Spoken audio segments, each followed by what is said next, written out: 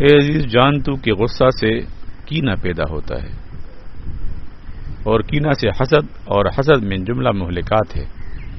رسول مقبول صلی اللہ علیہ وسلم نے فرمایا ہے کہ حسد نیکیوں کو اس طرح کھا جاتا ہے جیسے آگ لکڑی کو، اور فرمایا کہ کوئی شخص تین چیزوں سے خالی نہیں ہے: گمان بد، حسد، فعل بد۔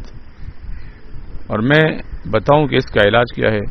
جب بدگمانی کرے تو اپنے دل سے اسے تحقیق نہ کر اور اس پر قائم نہ رہے، اور جب بدفعلی دیکھ تو اس پر اعتماد نہ کر، اور جب حسد پیدا ہو دست و زبان کو اس پر عمل کرنے سے بچاؤ۔ یعنی اس سے بچنا تو ممکن نہیں ہے، لیکن اگر بدگمان ہو تو اس میں اپنے دل میں اس کے لیے جگہ پیدا نہ کر کہ اس کے بارے میں سوچنے لگے۔ جب بدفعلی دیکھ تو اس پر اعتماد نہ کر، اور جب حسد پیدا ہو تو اس کے تقاضے پر عمل نہ کر، یعنی دست و زبان کو اس پر عمل کرنے سے بچاؤ۔ اور فرمایا کہ مسلمانوں، تم میں وہ چیز پیدا ہونا شروع ہوئی ہے جس نے تم سے پہلی امتوں کو ہلاک ڈالا، وہ چیز حسد اور عداوت ہے۔ قسم اس خدا تعالیٰ کی جس کے ہاتھ میں محمد کی جان ہے کہ تم لوگ جنت میں نہ جاؤ گے تاوقت یہ کہ ایمان نہ رکھو گے، اور ایمان نہ رکھو گے تاوقت یہ کہ ایک دوسرے کے دوست نہ ہوگے۔ اور میں تمہیں خبر دوں کہ محبت کاہے سے حاصل ہوتی ہے؟ ایک دوسرے کو اعلانیہ سلام کرنے سے۔ السلام علیکم۔ حضرت موسیٰ علیہ السلام نے ایک مرد کو عرش کے سائے میں دیکھا، انہیں اس مقام کی آرزو ہوئی، کہا کہ حق تعالیٰ کے نزدیک اس شخص کا بڑا درجہ ہے۔ پوچھا کہ یا الہ العالمین، یہ مرد کون ہے، اس کا نام کیا ہے؟ حق تعالیٰ نے نام تو انہیں نہ بتایا، لیکن فرمایا کہ اس کے کردار سے میں تجھے خبر دیتا ہوں کہ ایسا آدمی ہے کہ اس نے کبھی حسد نہیں کیا، اور نہ کبھی اپنے ماں باپ کی نافرمانی کی، اور نہ کبھی چغل خوری کی۔ حضرت زکریا علیہ نبی علیہ الصلوۃ والسلام نے فرمایا کہ حق سبحانہ وتعالی ارشاد کرتا ہے کہ حاسد ہی نعمت کا دشمن ہے، اور میرے حکم سے خفا ہوتا ہے، اور میرے عطا پر اعتراض کرتا ہے، اور اپنے بندوں میں جو میں نے قسمت کی ہے اسے پسند نہیں کرتا۔ 6 گروہ 6 گناہوں کے سبب دوزخ میں جائیں گے۔ حضرت سلطان الانبیاء علیہ الصلوۃ والسلام نے فرمایا کہ 6 گروہ 6 گناہوں کے سبب سے بے حساب دوزخ میں جائیں گے۔ نمبر 1، حکام ظلم کے سبب سے، یعنی حاکم، افسر جس کے ہاتھ میں کوئی کام ہو، ظلم کے سبب۔ 2، عرب تعصب کے سبب سے، اور 3 مالدار لوگ تکبر کے سبب سے۔ 4، سوداگر خیانت کے سبب سے۔ 5، گوار نادانی کے سبب سے، اور 6، علماء حسد کے سبب سے۔ حضرت انس رضی اللہ تعالیٰ عنہ کہتے ہیں کہ ایک دن رسول مقبول صلی اللہ علیہ وسلم کے سامنے ہم بیٹھے تھے، آپ علیہ السلام نے فرمایا کہ اس وقت ایک شخص آئے گا جو جنتیوں میں سے ہے۔ تو ہم نے دیکھا کہ انصار میں سے ایک شخص بائیں ہاتھ میں نالین لٹکائے ہوئے داڑھی سے وضو کا پانی ٹپکتا ہوا حاضر ہوا۔ دوسرے دن بھی آپ صلی اللہ علیہ وسلم نے یہی فرمایا، اور پھر بھی وہی شخص آیا۔ تیسرے دن بھی آپ نے یہ فرمایا، اور پھر بھی وہی شخص آیا۔ حضرت عبداللہ بن عمر بن عاص رضی اللہ تعالیٰ عنہ نے چاہا کہ اس کا کردار معلوم ہو کہ کیا ہے۔ اس کے پاس جا کر کہا کہ میں اپنے گھر سے خفا ہوا ہوں، چاہتا ہوں کہ 3 شب تیرے پاس رہوں۔ اس نے کہا اچھا۔ یہ 3 شب برابر اسے دیکھتے رہے، اس کے اور کوئی عمل نہ دیکھا کہ وہ جس وقت سو کر اٹھتا تھا تو خدا کو یاد کیا کرتا تھا۔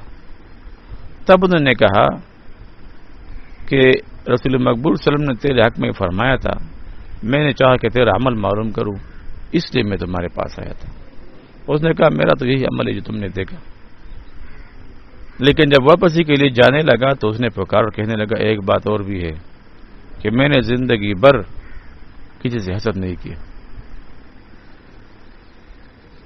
عبداللہ بن عمر بن عاص رضی اللہ عنہ کہتے ہیں کہ میں نے اسے کہا کہ یہی تیرا مرتبہ ہے، یعنی اسی سے تیرا مرتبہ ہے۔ حضرت عون بن عبداللہ رحمۃ اللہ علیہ نے ایک بادشاہ کو نصیحت کی اور فرمایا کہ تکبر سے دور رہا کر، اس واسطے کہ حق سبحانہ وتعالیٰ کا پہلا گناہ شیطان نے تکبر کے حساب سے کیا، کیونکہ اس نے سجدہ نہ کیا تو تکبر ہی سے نے کیا، اور حیرت سے بھی دور رہا کر کہ اس واسطے کہ آدم علیہ السلام کو جنت سے حیرت ہی نے نکالا، اور حسد سے دور رہا کر اس لیے کہ خون ناحق پہلے حسد ہی سے ہوا ہے، آدم علیہ السلام کے بیٹے نے اپنے بھائی کو مار ڈالا۔ اور جب صحابہ رضوان اللہ تعالی علیہ اجمعین کا ذکر ہو یا اللہ تعالیٰ کی صفت بیان ہو تو چپ رہا کر اور زبان پر نگاہ رکھا کر۔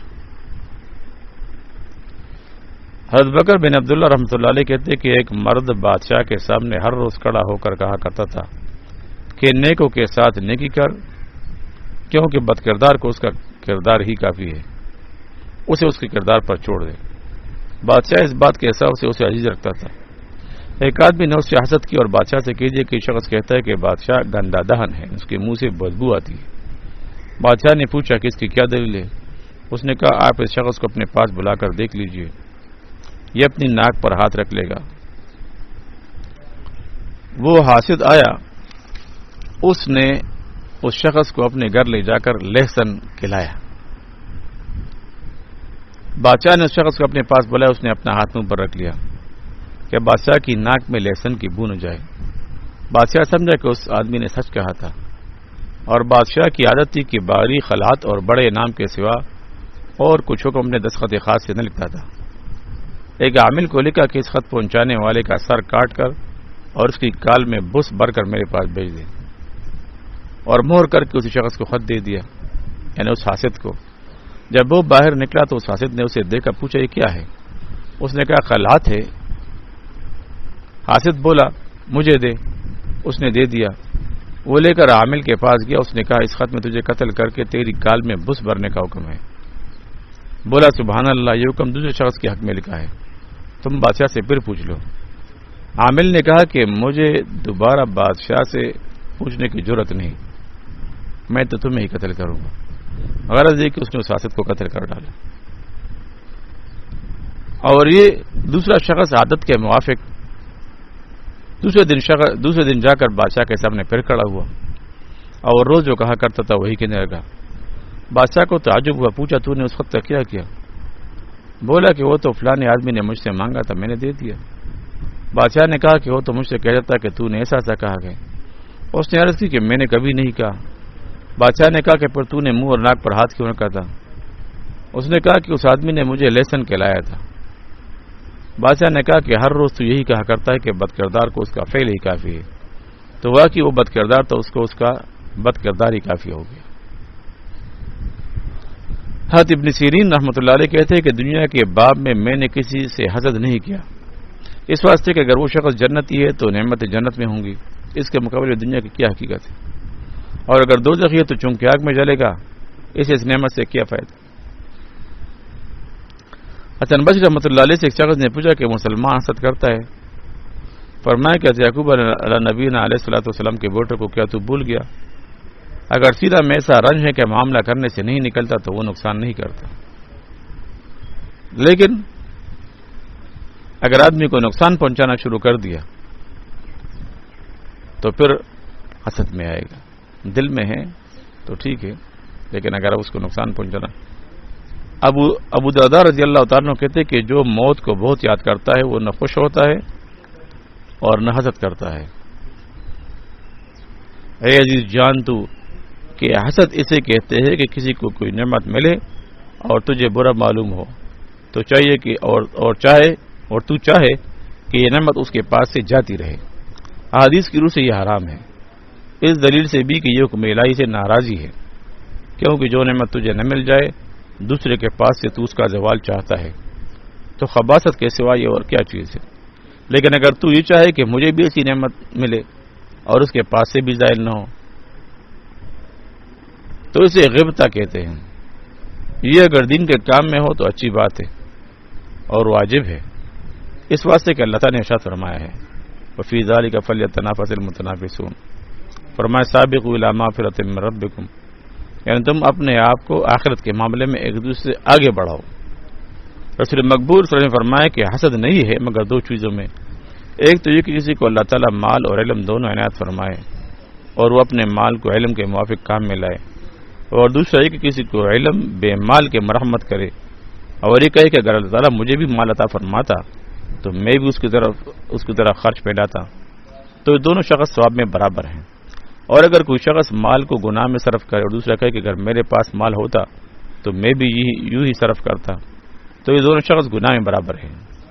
اس منافست کو بھی حسد کہتے ہیں، مگر اس میں دوسرے کی نعمت سے کراہت نہیں ہوتی، اور کراہت کہیں درست نہیں ہے، مگر جو نعمت کسی فاسق اور ظالم کو ملے کہ وہ اس کے فسق اور ظلم کا سبب ہو، اس نعمت کا زوال چاہنا درست ہے، اور یہ حقیقت میں فسق اور ظلم کی نیستی اور نابودی چاہنا ہے، زوال نعمت چاہنا نہیں ہے۔ اس کی علامت ہے کہ جب وہ فاسق توبہ کرے تو زوال چاہنے والے کو کچھ کراہت نہ رہے۔ یہاں پر ایک نقطہ یہ ہے کہ اللہ تعالیٰ نے کسی شخص کو کوئی نعمت دی اور کوئی آدمی اپنے واسطے بھی ایسی نعمت چاہتا ہے، چونکہ نہیں ملتی، تو شاید یہ کہ یہ آدمی اس تفاوت سے دل میں کراہت محسوس کرے، تو زوال نعمت کے سبب سے یہ تفاوت جاتا رہنا اس آدمی کے دل پر ہلکا ہوگا اس کے رہنے سے، اور خوف یہ ہوتا ہے کہ طبیعت اس خواہش سے خالی نہ رہے، مگر جب اس سے کراہت رہے گی تو ایسا ہو جائے گا کہ اگر اس شخص کا کام اس آدمی کے اختیار میں ہو جائے تو یہ اس کی نعمت چھین نہ لے گا، پس اس کا جو طبیعت میں رہتا ہے اس آدمی ماخوذ نہ ہوگا۔ سړي سره خپل شته نه او بل سره دی د خپه د شهر د ما سره پکار نو دوره افغان باندې او مؤاخذه باندې کیږي، او د دې امتحان دا دی چې دغه د کوم سيزونه خدای پاک ته ورکړي دي د دته ملاو شو، چې دی وخت واپس ورکړي کنه ورکړي، نو کدی وشي او واپس ته ورکړي نو بس بیا حساب نه دي۔ الحمد لله رب العالمين، اللهم